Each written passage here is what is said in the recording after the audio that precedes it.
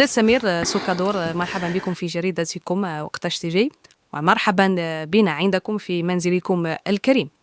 باعتباركم محلل سياسي كبير ومعروف على المستوى الوطني وباحث في العلاقات الدولية وصحفي مهني ومدير جريدة إلكترونية، ما رأيكم في الخرجة الأخيرة لبن كيران؟ أريد تقييم عام أو تحليل عام للخرجة لبن كيران. سي بن كيران باعتباره شخص يحترم من طبيعة الحال، ولا هو باع تهويش في السياسة، هو رجل سياسي نريد فقط أن نعرف ويعرف المواطن الكريم ما تحليلك الشخصي حول الواقع. مرحبا بكم ومرحبا بجريدة وقتاش تيفي في منزلي المتواضع.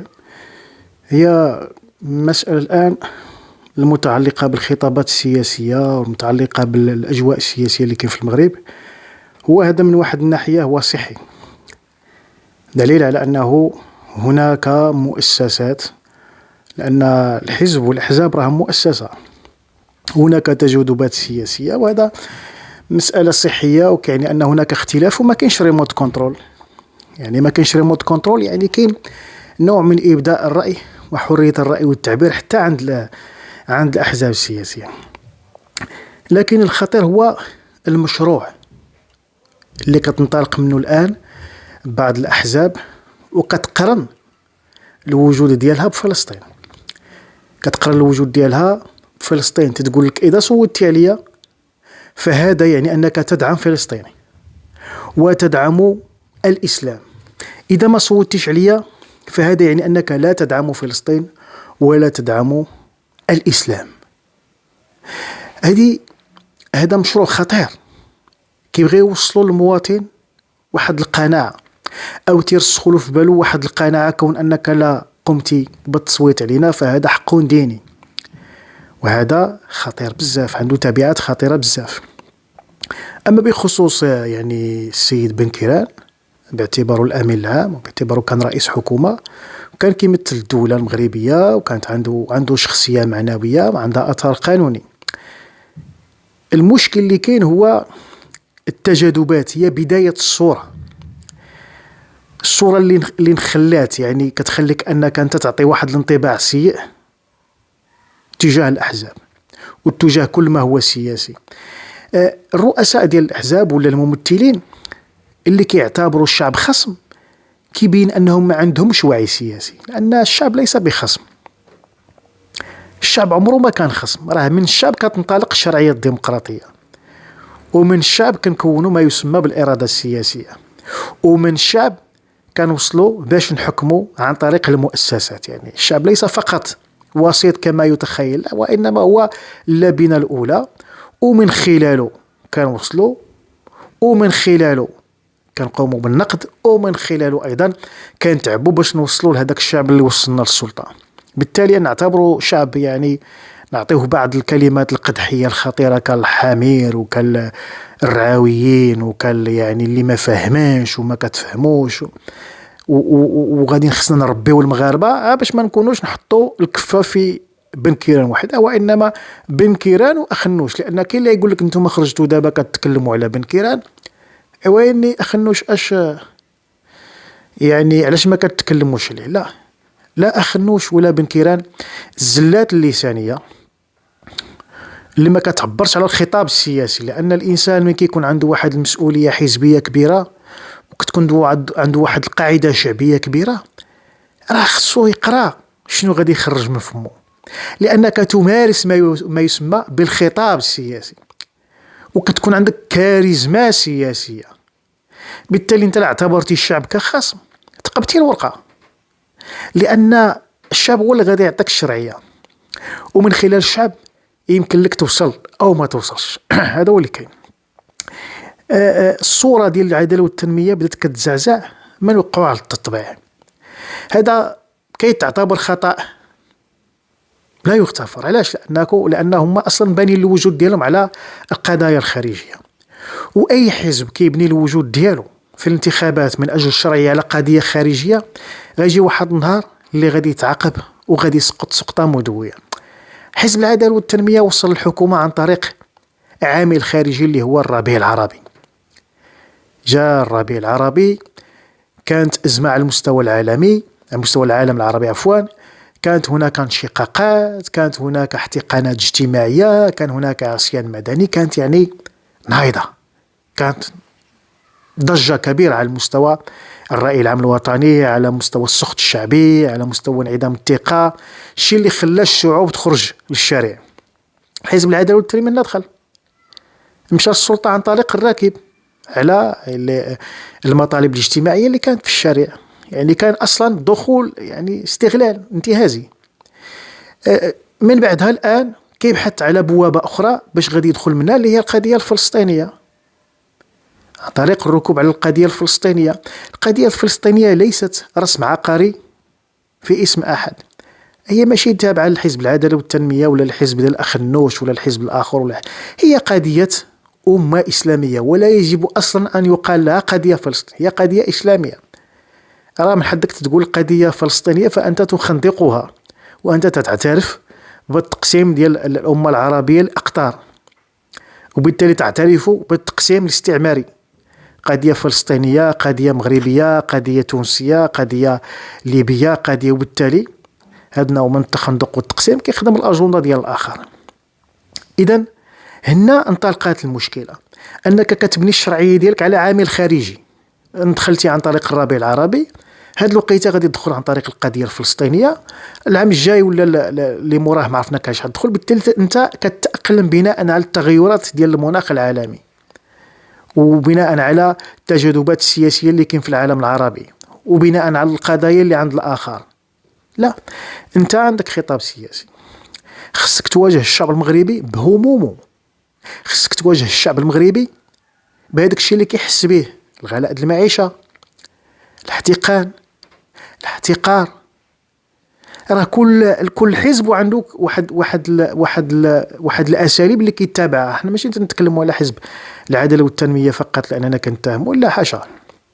كاين احزاب اخرى. انا في المدينه اللي كان باقي عندي فيها المنزل، هي مدينه صغيره، راه كاين بعض الاحزاب اللي كتصيفط بنادم للحبس. غادي نختلف معاك وكنوجد لك ملف، هو قانوني، كل شيء قانوني، ماشي كنقيسو في القضاء، لا، كل شيء قانوني. غير هو القانون لا يحمي المغفلين. كيجيبوا لك ملف حتى كتقرب الانتخابات وبداو يسقطوا في المرشحين واحدا تلو الاخر. نفس الشيء الحزب العداله والتنميه الان خندقات واحد المجموعه ديال الشعب واعتبرتهم حمير ورعاوين فقط لانه كاين اختلاف، وليتي انت كتنطلق من منطلق خاطئ غادي يسقطك، لان الشعب ما كاينش اللي تيعاديه، والشعب ليس منافس، الشعب ركيزه للديمقراطيه. الا كنتي غتدخل للمجال السياسي خصك تعتبر الشعب ركيزه للديمقراطيه، واذا اختلف معك الشعب فانت المخطئ وان تكون صائب. حتى شي واحد ما كيوقف ضد الشعب والاراده الشعبيه الا الاحمق. الدوله بهياكلها والدوله بجبروتها والدوله بالقوه ديالها ما يمكنش ليها توقف قدام الشعب، حيت الشعب صعيب. اذا كان الوصول للسلطه عن طريق هذا المشكل ديال العوامل الخارجيه، غير هو اللي خصو يعرف. لا سي بن كيران ولا بعض الأحزاب الإدارية ولا بعض الأحزاب اللي هي موجهة ولا الحزب ديال الأخ النوش ولا غيره، احنا بغينا بديل. احنا ما بغيناش بن كيران، ما بغيناش أخ النوش، بغينا بديل ديمقراطي شاب. بغينا شي شاب يمثل البديل، تكون عنده هيئة وتكون عنده يعني هيئة مؤسساتية طبعا، ويكون عنده طموح ويكون ملكي وطني. هاد الأحزاب خصهم يعرفوا أنه كاين واحد المعادلة رياضية صعيبة بزاف. هاد المعادلة الرياضية كتقول أنه اللي بغى يكسب الثقة ديال الشعب، أول حاجة خصو يديرها هو ياخد الثقة ديال الملك. اللي ما تاقش فيه الملك ما عندنا ما نديرو به، حيث كاين اللي خرج فيهم بلاغ ديال الديوان الملكي كيدخلوا في الشؤون ديال الملك. وحنا طيلة هاد التجارب اللي دخلناها في المعترك ديال الصحافة، لقينا أن الملك كيخدم بالليل وبالنهار في المجال ديالو، المجال المحفوظ ديال وزارة الخارجية. قدم مجموعة من الانتصارات، مجموعة من القرارات، مجموعة من التحركات الدبلوماسية، عنده مجموعة من الخطابات اللي تتقولها شنو كاين شنو كاين. على المستوى الداخلي اللي معطي للحكومة كاين فشل ذريع، وبالتالي جلالة الملك اللي سحب منه الثقة حنا ما غاديش نثقوا فيه.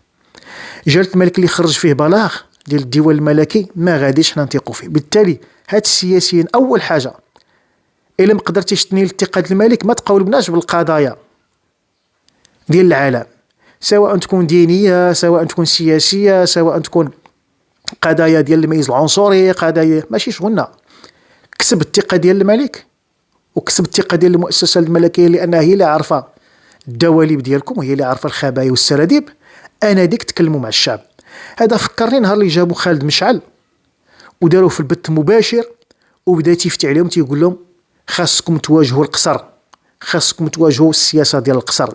هذا فكرني ايضا في الندوه ولا في المؤتمر ديال حزب العداله والتنميه اللي مصيفط معيط مصطفى البرغوثي، تيتكلم معاهم وتيقول لهم خاصكم تواجهوا التطبيع. هذه مسائل متعلقه بسياده وطنيه او متعلقه بسياسه خارجيه داخليه ديال المغرب، متعلقه بالسياسه الخارجيه ديال المملكه المغربيه اللي هي المجال المحفوظ ديال جلاله الملك. اش دخلك فيها انت؟ انت جيتي باش تتكلم على المؤتمر ديال الحزب وتتكلم على المبادرات السياسيه، البرامج السياسيه اللي خصها تقرب للمواطن. جيبن واحد من موريتانيا ايضا كيضرب في الوطن، جايبين واحد فلسطيني فسابق له تلاقى في 2016 مع وزير الخارجيه الاسرائيلي ودابا تيقول لكم المغرب.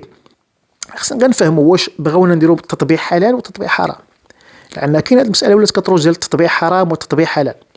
التطبيع الحلال اللي سيدي عندهم هو قال لك انك تطبع مع اسرائيل ما كاين باس، لكن في المجال ديال الزراعه وكان في المجال ديال الفلاحه وكان في المجال ديال الرقص والغناء، لكن وياك وان تتفق مع اسرائيل فيما يخص التطبيع العسكري والاتفاقات العسكريه. وهذا اصلا هو سبب التفاهم ديالنا مع الكيان اللي كاين في الشرق الاوسط. نقدروا نختلفوا، راه ما كاينش مشكل، الاختلاف لا يفسد للود القضيه، لكن المشكل هو انك تخدم اجنده ديال مثلا قطر، وواحد يجيب لك اجنده ديال الامارات، ولا اخر يجيب لك اجنده ديال مصر، واحد يجيب لك اجنده من عند فرنسا، واحد يجيب لك اجنده ديال الحلف الانجلو سكسوني ولا اخر الحلف الانجلو. اذا المغرب ليس فأر للتجارب، راه دابا ولا وعي عند المواطن تيقول لك شوفوا انا ما كنفهم لا في الحلف الانجلو سكسوني، ما كنفهم لا في الحلف الفرانكوفوني، ما كنفهم لا في التوافقات ولا في السياسه، كنفهم في جلاله الملك. جلاله الملك لا تق فيكم نعطيكم الثقه عمياء، ما تقش فيكم ما يتزايدوش علينا بالقضايا. كاين اللي يقول لك دابا راه ولا كاين اللي كيبدا كيتكلم على القضايا ديال الاقليات، كاين اللي كيتكلم لك على القضايا الحقوق الفرديه، كاين اللي كيتكلم لك على القضايا وكيقرنها باش ياثر عليك انت كمواطن. ما عرفش الناس اللي خرجوا في فاتح ماي ما كيعرفوش هذا الشيء. عامل بسيط باغي الخبز لولادو وانت مخرج له جبهه للتحرير ولدعم فلسطين، ما فاهم والو. هو تسحب له راه مساله متعلقه بالدين ومتعلقه بالصهيونيه ومتعلقه بالحركات، كيسحب له مسكين. ما عارفش ان هذيك الجبهه اللي غاده في فاتح ماي، ما عارفش هو شكون مثلا التيار المناضله، شكون هو الماركسيين عندهم موقف من الصحراء المغربيه، موقف سلبي. هذا كيبان في البيانات ديالهم، في البلاغات ديالهم. جمعيه اتاك ماروك تابعه على ما اعتقد واحد الجمعيه الام فرنسا اللي خرجت بيان قالت لهم حنا مع البوليساريو، مع حق الشعب الصحراوي. واش العامل اللي كيخرج في فاتح ماي كيطالب بالخبز مدخلوا نتايا في واحد الشعارات ما عرفش ومدافعينهم القدام وعاطين من الرايده لفلسطين، تيخدموا اجنده خارجيه وما عارفينش مساكن. هادشي كله عنده علاقه بالاعلام. المواطن اللي قال لك لا انتم الاعلاميين مقصرين بهذا الشيء، نعم. علاش؟ لانه المشكل الدوله فاتحه حريه الراي والتعبير. تقول لك اخويا دير اللي بغيتي، انا فاتحه لك المجال، انا ما كنعطيكش التليفون كنعيط لك. انا شخصيا ما تيعيط لي حد، انا شخصيا مع عمرت الدوله ولا المخزن ولا عيط لي قال لي دير هذه ولا فعل هذه ولا فعل هذه. كيخليو واحد التجاذبات ديال الراي والتعبير، لكن مشكله التجاذبات وعدم تقنينها بواحد الشكل خلانا خلى مجموعه ديال 90% من الاعلام كيمشي للتفاهه وكيخلي توعيه المواطن من الخطر الحاذق على المستوى القومي. الناس ما فاهماش راه كاين اجندات، الناس ما فاهماش ان المغرب الدور الريادي ديالو تبدل، الناس ما فاهماش ان المغرب ولا كيلعب واحد الدور كبير من دخل مبادره الاطلسي، الناس ما فاهماش ان المغرب دخل واحد المعمعه من مشى مع الحلف الانجلو سكسوني، دار مع اتفاقات، دخل واحد القرار ما يمكنش يرجع، دخل واحد القرار. الناس ما فاهماش ان المغرب ولا كيدير اتحاد مع دول الساحل والصحراء وبعد من الجيران السوء. هذا داروا هما ما يسمى باتحاد مغرب بدول المغرب، باغيين يقزموا المغرب، باغيين يحاصروا المغرب، هذا الشيء كله خلى عند الوعي، خلى وعي عند المواطن بالممانعه. ولا المواطن تيقول لك نأمموا نشوفوا المشاكل اللي عندنا على المستوى الداخلي، هادو ولاد الحرام باغيين يقسمونا، هادو كيتكلبوا علينا، هادو ما بغيناش نتسلحوا، هادو ما بغيناش. الشيء اللي خلاه ماشي تيقول القضيه الفلسطينيه لا وقضيه غزه هي الاولى، لا، راه هاد كتجيو عند المواطن بهاد الصوره المغلوطه باش كتضحكوا على الناس. لا، هذه صوره مغلوطه. القضيه الفلسطينيه توازي القضيه ديالنا، هذه راه في السياسه الخارجيه ديال جلاله الملك، وحنا ما كندعموش الانفصالات، لكن المشكل هو ان الاخر اللي انت كتعترف به كيدعم الانفصالات عندك، وماشي غير دعم ضمني، كيدير تصريح. السفير فلسطين كان في الجزائر دار تصريح وحده بن بطوش وقال لهم انتم التحرير ديال القدس غادي يجي من القدس ويدوز لتيندوف، او غادي يمشي من تيندوف وغيدوز للقدس. التخربيق. كاين مزايدات سياسيه كبيره على القضيه ديالنا، ولاو كيعتبرونا قنطره. كاين بعض الدول كتعتبرنا قنطره باش تضرب لافيرات، باش تضرب يعني ملفات كبيره ديال الفلوس عن طريق الجزائر والبترول ديالها والغاز ديالها، لكن حنا ما كندفعوا حتى درهم. دليل على القوه ديال القرار ديالنا. المشكل اللي كاين الان هو الخرجات. عندك خطا درتيه انتم اللي سنيتوا على التطبيع. واش انا سياسي؟ انا مجرد مواطن شفتكم في واحد الصوره خارج العثماني جالسين كتوقعوا على التطبيع، نعتبره خطا؟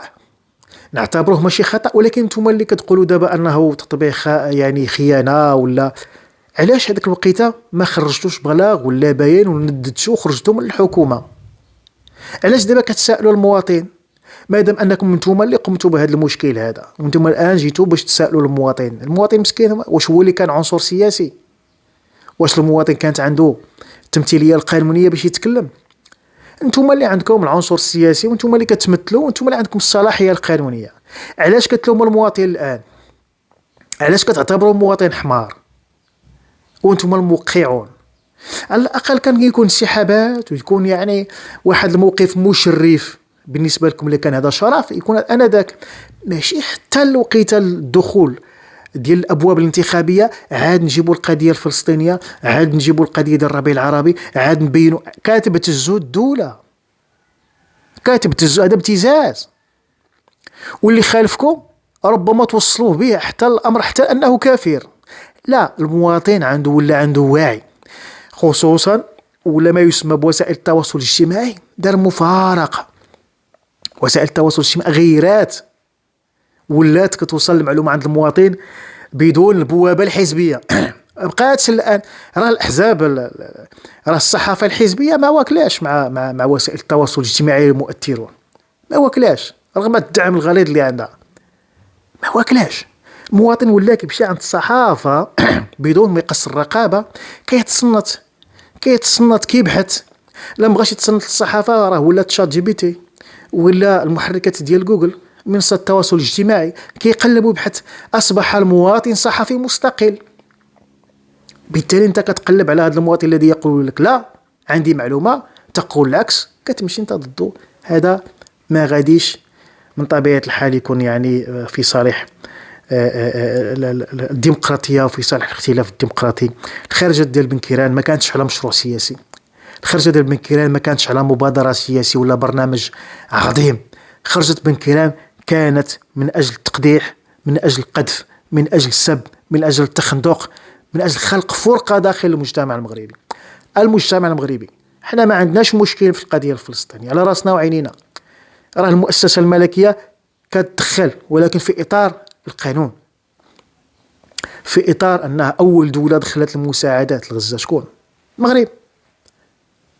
اول دوله رفعت الحصار على معبر اللمبي الضفه الغربيه، المغرب. المغرب عنده مستشفيات، عنده مطار، المغرب عنده صندوق مالي، بيت مال القدس كندعمو. اذا المغرب راه كيدير ما له وما عليه، لكن ماشي تكون ايضا على حساب سيادتنا، ما تكونش ايضا على حساب الشهداء ديالنا ولا على حساب الصحراء ديالنا.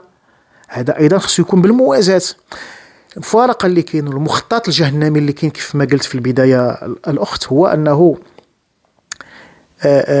بدا يتقدم واحد الصوره، كون انه اذا بغيتي تدافع على فلسطين صوت على هذا الحزب، ولا بغيتيش تدافع على فلسطين ما تصوتش على هذا الحزب. وصلوا لدرجه انهم بغاو يغسلوا الدماغ للناس، والناس اللي فاهمه وقاريه شويه قالت لي ودي هذه المقارنه راه خاطئه. انتم ما كتمثلوش القران الكريم، انتم ما كتمثلوش الدين ديال الله سبحانه وتعالى، انتم ما كتمثلوش الحق. انتم عندكم موقف سياسي وعندكم موقف ديني كتشوفوا انه صحيح. المغاربه عندهم حق الاختيار، والمغاربه راه حق المساله ديال الدين ماشي حق اختيار، راه كاين في الدستور يعني اللي هي الدين ديالنا هو الدين الاسلام. بالتالي انتم ما تحاولوش تبينوا انكم صائبون وهادو خاطئون، هادو حمير، هادو ماشي حمير، هادو خصنا نربيوهم، هادو ما خصناش نربيوهم. وكتبقى هادشي كله من كترجع وتدير واحد القراءة، تتلقى ان هذه صحية قبل الانتخابات، قبل الابواب الانتخابية، باش المواطن تكون عنده قناعة تامة ويختار لأن الصناديق الاقتراعية هي الفيصل الأول والأخير. شكرا لك.